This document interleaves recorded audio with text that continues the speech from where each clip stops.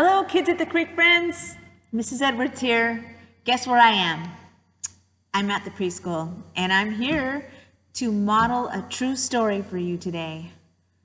This is a story that actually happened in my life about a year ago, and I thought it would be fun to share it by drawing it. I've always told the story, but drawing it sounds like a lot of fun to me. So today I'm going to be using a dry board, and so I hope you can follow me along, and I hope it encourages you to draw your own story when you're done. You could use paper if you like, or you could use crayons, but for now today I'm going to use this whiteboard.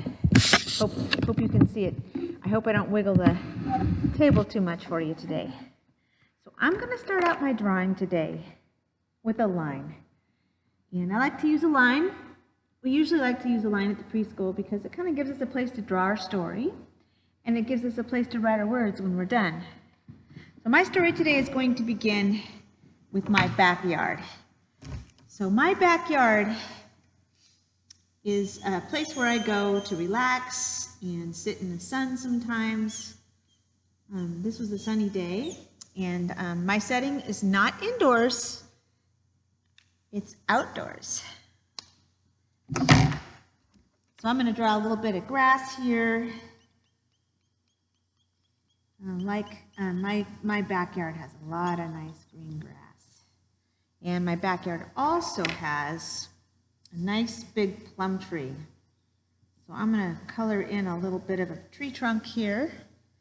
And I'm going to draw a nice big plum tree. I'm not going to put any plums on my tree today because I don't have any purple markers to draw plums. But I got my green leaves, and I got my brown tree trunk, and my bright orangey yellow sun. And next I'm going to draw my shed. So I love to go to my backyard because in my shed, it kind of looks like a house. Got a nice little rectangular door and a square window. It has a roof kind of like a house, and this kind of does look like a house, but it's a house for shovels and rakes and things like that. So that's my shed. I'm going to draw a little picture of my lawn chair, and I'm going to draw a picture of myself reading a book, because that's what I was doing that day. I was sitting in my chair, with my legs out, and I was reading one of my favorite books, and you can kind of see my hands here. I have my eyes open so I can see the words, and I think I'm going to add a little detail here. You can kind of see my hair is kind of a curly brown, so I'm going to draw myself some curly brown hair.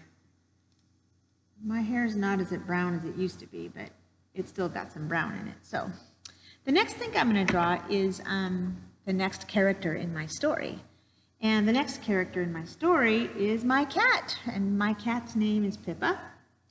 I might have talked to you about Pippa before in the office here sometimes if you come and say hello to me. And Pippa is a black and white kitty. I'm drawing her whiskers and her ears here. She has really pretty green eyes. I'll draw those in a minute. For the most part, though, you'll notice that Pippa has a very bushy tail. She has one of the bushiest tails of any cat that I know. I've had people comment on her bushy tail. She likes to swing it in my face on the couch at night. So here's Pippa. Pippa's mostly black. She's a black and white kitty. And I'm going to color a little bit of black on her feet and get some detail in here. So Pippa was minding her own business. I was minding my own business. We're hanging out. She's got green eyes. We were hanging out in the backyard, and I heard a bunch of chirping or squeaking going on when I was sitting out there. And I was wondering, what is all that racket? And it got louder and louder, and it sounded like a bird, and it was really, really angry. It was like an angry bird, but I looked up and I looked around and I didn't see any angry birds. And then I realized it kind of reminded me more of a squeak. So I was looking around and I finally saw something that looked like it was squeaking, but it was a squeaking, yelling kind of a squeaking. And I'm drawing something here. I wonder if you could guess what this is. If you guessed that this was a mouse, you are right. This is a little mouse. And this mouse was yelling. This mouse was yelling and squeaking at my cat, Pippa. And Pippa didn't really know what to do about this mouse. I don't think she'd ever seen a mouse before. But there was no doubt about it. This mouse was yelling at my cat, Pippa.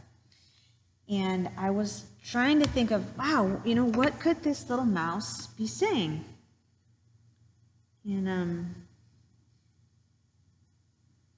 if you were that tiny and there was a great big huge cat, what would you be saying to the cat?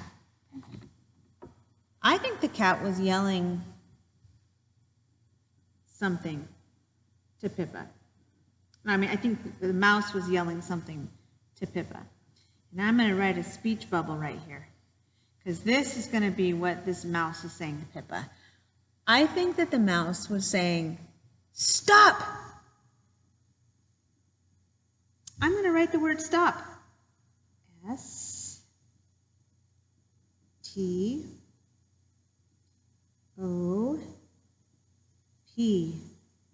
She was saying it really loud too, so I'm going to put an exclamation point here, because this little mouse was saying it really loud, like, "Stop!" If you were that small and you had a cat that much bigger than you, you might be saying stop too. So I personally think that I'm going to write on the bottom what this little mouse was saying to my cat, Pippa. I'm going to write stop. There's my exclamation point. Leave me alone. Another exclamation point. Have you ever been bothered by somebody and you needed to say, "Stop"? Maybe you were being picked on by an older brother or an older sister or somebody that you didn't want them to be bothering you. And so you said, "Stop! Leave me alone." And that's what I think was going on here. I was a bit surprised because I'd never seen a mouse yell at a cat before. So I'm going to draw my surprised look. That's my surprised look right there. So that's my story. A little bit later, that mouse ran away from Pippa, and she ran all the way underneath the shed. And then Pippa followed her, and Pippa kept looking underneath the shed and looking underneath the shed and never did find that little mouse. And I think Pippa, even a year later, still goes outside to the backyard to look underneath the shed to see if she could find that little mouse. I think the mouse got away. I'm kind of glad the mouse got away. And that's my story. So we have the setting, which is outside. We have our characters. I'm going to put some labels on here. This is me. Later on, when I look at the storyboard, I might want to see these labels to help me remember what I was writing about. So this is Pippa. She is my cat. So I'm going to write Pippa here.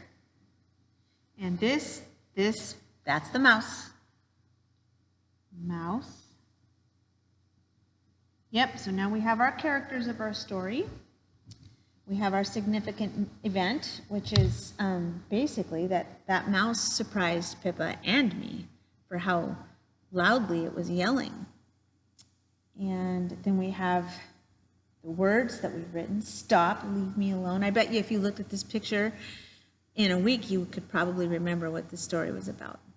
So I hope you take some kind of an idea that you have in your head about a story that you want to tell, and I think you should write it down, and you should put it down on a piece of paper or on a whiteboard like this so that you can remember your story, and make sure to remember all of the elements of your story.